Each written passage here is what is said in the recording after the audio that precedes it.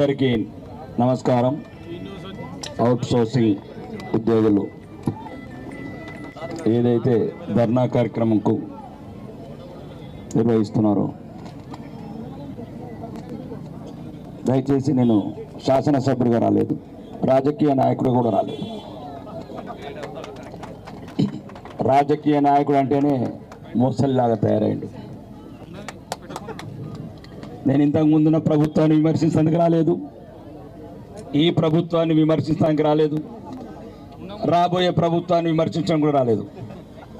ఇప్పుడు మేము వచ్చిన తర్వాత రేవంత్ రెడ్డి వస్తాడు, ఎవడు ప్రతిపక్షం ఉంటే ఆడతాడు, అధికార పట్టుడు ఎంజాయ్ చేస్తాడు. మీకు మోసాలు చేసుడు, మీకు అబద్ధాలు చెప్పుడు, ఎన్నికలకు ముందు ఏం చెప్తావు మాకు తెలియదు, మీరేం నమ్మి మా కోట్లు ఎత్తారు మాకు తెలియదు. తెలంగాణ అసెంబ్లీలో అందరికన్నా ముందు నేనే అడిగిన అవుట్ సోర్సింగ్ ఉద్యోగుల గురించి, రిటైర్డ్ మాజీ సైనికుల గురించి, అంగన్వాడీ టీచర్ల గురించి. ఎందుకంటే నేను మొదటిసారి తొలి అసెంబ్లీ సమావేశాలకు పోతుంటే వాళ్ళని లోపలికి రానియ్యరు, ఏ మంత్రి అపాయింట్మెంట్ ఇయ్యడు, మేము ఆ బండెమ్మట పడతారు. వాళ్ళని చూస్తే ఒక రకమైన బాధ. అన్న మాకు ఎన్నికలకు ముందు ఈయన క్లిప్ ఇచ్చిండి, ఇప్పుడు ఒక మంత్రి చెప్పినట్టు నా ఫోటో కూడా పెడతారు. ప్రతి ఒక్కరు అసెంబ్లీ గేట్ల కాడ ఎంత దారుణంగా మమ్మల్ని బతిమలాడుతారంటే, అన్న కొద్దిగా లోపలికి అడగండి. నేను అందుకోసమే తెలంగాణ అసెంబ్లీ అడిగిన, దయచేసి ప్రతిపక్షంలో ఉన్నప్పుడు నోటికి వచ్చింది మాట్లాడినరు, మాట్లాడినరు. మీరు కావాలంటే నా అసెంబ్లీ క్లిప్ చూడండి. సీనియర్ శాసనసభ్యులు, సీనియర్ మంత్రులు ఒక కమిటీ వేసుకోండి, వాళ్ళకి ఏం చెప్పిండ్రో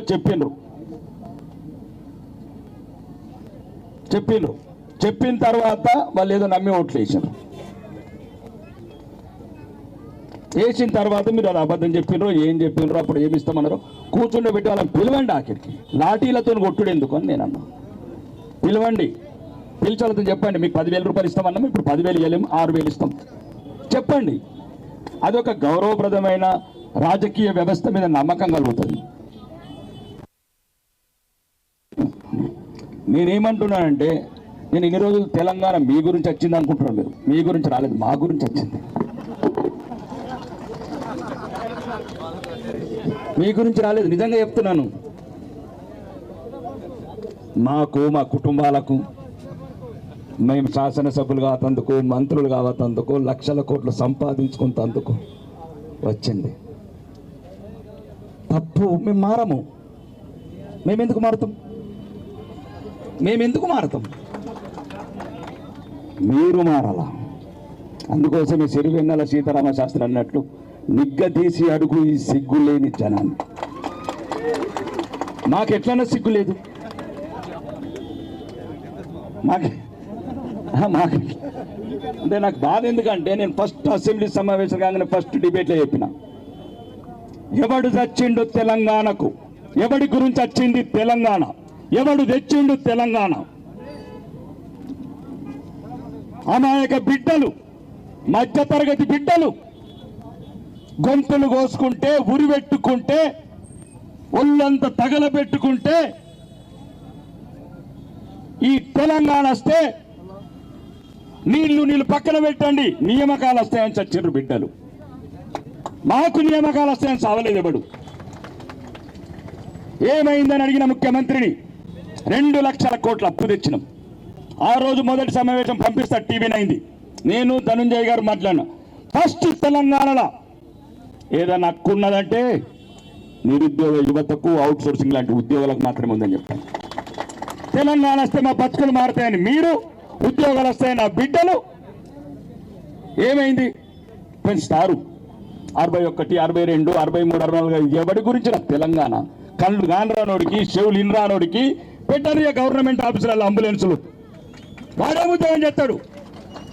35 ఏళ్ళు ఓకే గవర్నమెంట్ ఉద్యోగం, అతని బాధ్యతలు నిర్వర్తించాడు. పెళ్లిళ్ళు అయినాయి, పిల్లలు అయినాయి, ప్లాట్లు అయినాయి, బ్యాంకు డిపాజిట్లు అయినాయి. ఇంకెందుకు? సగం మందికి బీపీ షుగర్లు వాడైనాయి, వాళ్ళని మళ్ళీ ఎక్స్టెన్షన్ చేసుకుంటూ పోతున్నారు. ఇది తెలంగాణ కాదు, వేరే రాష్ట్రాల కథ వేరే అనొచ్చు, తెలంగాణ చరిత్ర వేరు. ఇది ప్రాణాలు పోసి తెచ్చుకున్న తెలంగాణ.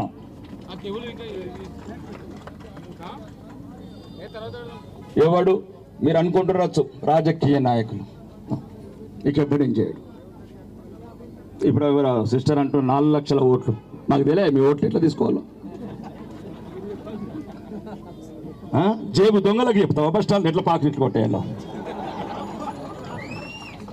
నేను ఒకటే చెప్తున్నానమ్మా, ఇప్పటికి కూడా చెప్తున్నా, ఈ ప్రభుత్వానికి ఏ ప్రభుత్వం ఒకటే చెప్తున్నా, ఈ తెలంగాణలో మొదటి హక్కు ఎవరికన్నా ఉన్నదంటే నిరుద్యోగ యువతకు, అవుట్ సోర్సింగ్ ఉద్యోగులకు, ఇట్లాంటి ప్రైవేట్ ఉద్యోగులు అంగన్వాడీ కావచ్చు.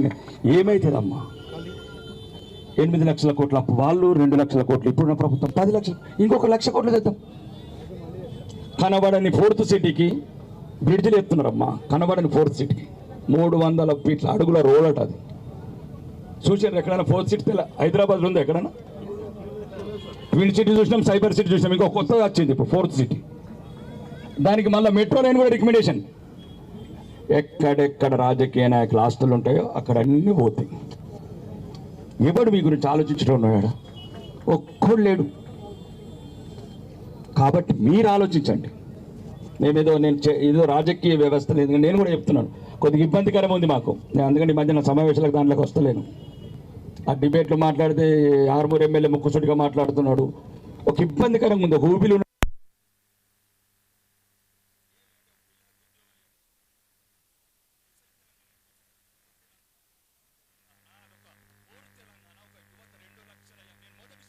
శాసనసభల గవర్నర్ ప్రసంగంలో ఏమున్నది ప్రభుత్వం అంటే, ఫిబ్రవరి 1 నాడు మెగా డిఎస్సిఎస్ 50,000, 6 నెలల 2 లక్షల ఉద్యోగాలు, 2,50,000 ఉద్యోగాలు అన్నారు.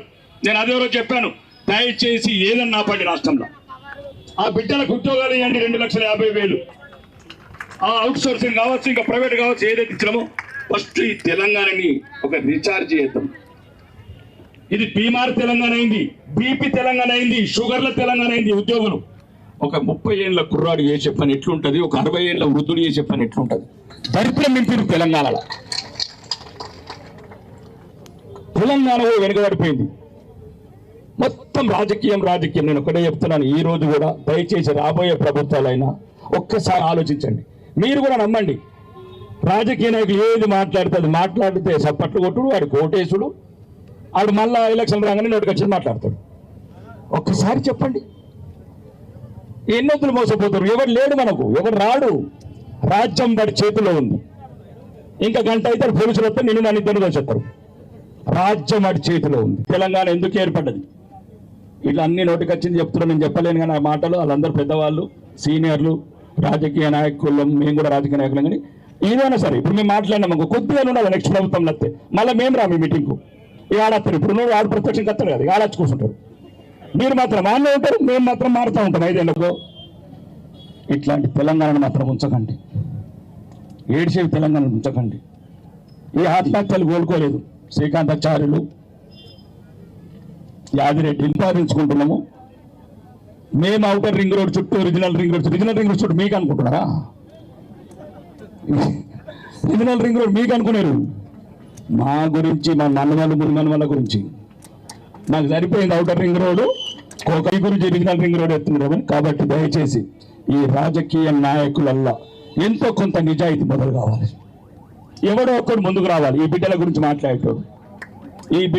మాట్లాడేటోడు, నిరుద్యోగుల గురించి మాట్లాడేటోడు, నిస్వార్థంగా ఉంటాడు. బతకండి, సమాజాన్ని బతికిద్దాం, మనమే బతుకుదాం అనేది కొత్త సమాజం చూస్తున్నాను. ఏమైతుంది? ఇంకొక ఇప్పుడు 2 లక్షల కోట్లు తెచ్చినాం. జూలై 1 వరకు 2 లక్షల కోట్ల అప్పు తెచ్చినాం. 2,40,000 కోట్లు. పోయినసారి నేను చెప్తున్నా, ఒక్క పెన్షన్ రాలేదు నాకు కాన్స్టిట్యూన్సీలో, ఒక్క రేషన్ కార్డు రాలేదు నాకు కాన్స్టిట్యూన్సీలో. 74 ఇండ్లు మాత్రమే. మొన్న 3 మండలాలు రివ్యూ అయితే 74 లక్షలు వచ్చినాయి. 3 లక్షల కోట్ల బడ్జెట్ ఎటువాయే, 2 లక్షల కోట్ల అప్పు ఎటువాయే, 5 లక్షల కోట్ల ఎటువాయే నా డబ్బు. ఇదంతా దయచేసి మీరు చదువుకున్న వాళ్ళు, సామాన్య ప్రజలకు చెప్పలేము. మీరు ఒక్కొక్కడు ఒక నాయకుడుగా అంటే మీరు రాజకీయాలు రారు, మిమ్మల్ని ఉంచారు. మీరు ఏముండి గంగలు పోయినాయి, నెల జీతం వచ్చి గంగలు పోతలేదు మీకు, మిమ్మల్ని రానియరు. దాన్ని ఏదో ఒక నిజాయితీగా డబ్బులు సంపాదించడం చాలా దారులు ఉన్నాయి. మిమ్మల్ని మీరు కాపాడుకోండి. ఈ అణచివేసే రాజ్యం ఉన్నందులు, దుర్మార్గులైన రాజకీయ నాయకులు, నేను ఏ పార్టీని అంటలేను, ఇంక్లూడింగ్ మీ, నేను కూడా అనుకుంటున్నాను. కమ్యూనిస్ట్ కావచ్చు, వీలైతే మజ్లిస్ సోదరులు కూడా చెప్తున్నాను, దయచేసి ఇది మన తెలంగాణ, త్యాగాలు పోసి తెచ్చుకున్న తెలంగాణ. ఇది మన తెలంగాణ, త్యాగాలు పోసి తెచ్చుకున్న తెలంగాణ. జాతి నిర్వీర్యమైపోతుంది, నిరాశకు లోనవుతుంది. ఈ జాతి నిరాశకు పోవద్దు. సోదరుడు అన్నట్లు ఆత్మహత్యలకు పరిష్కారం కాదు. మనం సాధించుకుందాం. ఒక్కటి మాత్రం మీరు మేల్కొనండి, రాజకీయ వ్యవస్థ మీద కూడా జాగ్రత్తగా ఉండండి. ఎక్కడ పెట్టాలో అక్కడ కర్రవాత పెట్టండి. మళ్ళా ఎలక్షన్లు వచ్చినప్పుడు ఆగమాగం అయిపోయి మీ బిడ్డల భవిష్యత్తు మార్చుకోకండి దయచేసి. మీరు ఎట్లన్నా బానిసాలుగా బతుకున్నారు, మీ బిడ్డలను బతకనియకండి. అట్లా మీ బిడ్డలను బతకని మీరు మోసపోతూనే ఉన్నారు. ఎవడైతే మీ గురించి ఉంటాడు, పార్టీలు పక్కన పెట్టండి, మీ గురించి పోరాటండి. అసెంబ్లీ పంపి అందరూ ఒకటి కానీ మంచిగా ₹1 అయితే ₹1,00,00,000 అవుతుంది, దాన్ని పంపించండి. ఏమైతే ₹1 అయితే సస్తామా? మనం పోలేకపోవచ్చు, మంచిగా మంది అయితే కోట అయితే ఒకరు పంపించండి. నిసారైన నిజమైన ఉద్యమ నాయకుడిని. డబ్బులు లేకపోతే మీరే రారు మా దగ్గరికి. కాబట్టి రాజకీయ నాయకులకు ముఖ్యంగా అధికారులకు కూడా చెప్తున్నా, దయచేసి మీ గవర్నమెంట్ ఉద్యోగాలు వచ్చినట్లు ఈ బిడ్డలకు కూడా మీరు న్యాయం చేయండి. ఇప్పుడు మీరు చెప్పిన కార్పొరేషన్ కావచ్చు, ఇంకా ఏదైతే కమిషన్లు లేని జీతం స్ట్రైట్గా కావచ్చు, చిన్న చిన్న సమస్యలు మొత్తం ఒకసారి కాకపోవచ్చు. ప్రధానంగా మన జాతి, మన యువత, నిర్వీర్యమైపోతున్న యువతని కాపాడుకోవాలంటే రాజకీయ వ్యవస్థలోనే నిజాయితీ ఉండాలి. వీళ్ళ కోరికలు ఎంతో కొంత మొత్తం కాకుండా కూడా వాళ్ళకు సంతన చేకూర్చేట్లు సుధీరణ లాంటి వాళ్ళు, సీనాన్న లాంటి వాళ్ళు, కృష్ణ లాంటి వాళ్ళు కొద్దిగా ప్రయత్నం చేసి పార్టీలకు అతీతంగా ఇప్పుడు రాబోయే రోజుల్లో అసెంబ్లీ సమావేశాలని మనమందరం పార్టీలకు అతీతంగా కూర్చుని మాట్లాడడం, అందరం కలిసి రేవంత్ రెడ్డి గారి దగ్గర పోవడం. గౌరవనీయ ముఖ్యమంత్రి గారు, మీరు మళ్ళీ మాజీ ముఖ్యమంత్రి అవుతాడు. దయచేసి ఈరోజు పచ్చ పేరు ఉన్నది. ఈ పచ్చ పేరు ఉన్నప్పుడు ఏదైనా ఊపిరి పోసిపోవడం, ఎవరికైనా ఉయ్యాలను ఊపిపోవడం, ఈ పచ్చ పేరుని గంగలో పోయి మళ్ళీ 3 ఏళ్ళు అయితే ఉండదు. ఈ ఓడికి వెళ్తలేదు, ఓడిపోయినాడు, మళ్ళా పగాలవుతున్నాడు. మళ్ళీ అంటే ఇవన్నీ కారణాలు ఉన్నాయి. కాబట్టి మీరు చదువుకున్న సమాజం, మీరు మేల్కొల్పండి, మీరు సెట్ అవుతాం. మీరు సెట్ అయ్యే వరకు మేము సెట్ కాము. కాబట్టి మీ కోరికలు ఏదైతున్నాయో ఈ జరిగే అసెంబ్లీ సమావేశంలో సీనియర్ రాజకీయ నాయకులు కావచ్చు, ఎమ్మెల్యేలు కావచ్చు, అందరిని కట్టుకొని గౌరవనీయ ప్రభుత్వాధినేతల దగ్గరికి వెళ్ళి కాళ్ళు పట్టుకుంటాం అవసరమైతే. కనికరించే పని కాదు. దయచేసి అవకాశం ఇచ్చిన పెద్దలందరికీ నా యొక్క ధన్యవాదాలు చెప్తూ బోలో భారత్ మాతాకి. అన్న థ్యాంక్ యూ. ఇప్పుడు శ్రీ గౌరవ చిరంజీవులు గారు, రిటైర్డ్ IAS గారు ఇక్కడికి వచ్చారు. స్వాగతం. వారికి కూడా ఈ వేదిక మీదకి రావాల్సిందిగా కోరుతున్నాం. చిరంజీవులు గారు నెక్స్ట్ జాగృతి నాయకులు అన్న శ్రీకాంత్ గారిని 2 నిమిషాలు మాట్లాడవలసిందిగా కోరుతున్నాం.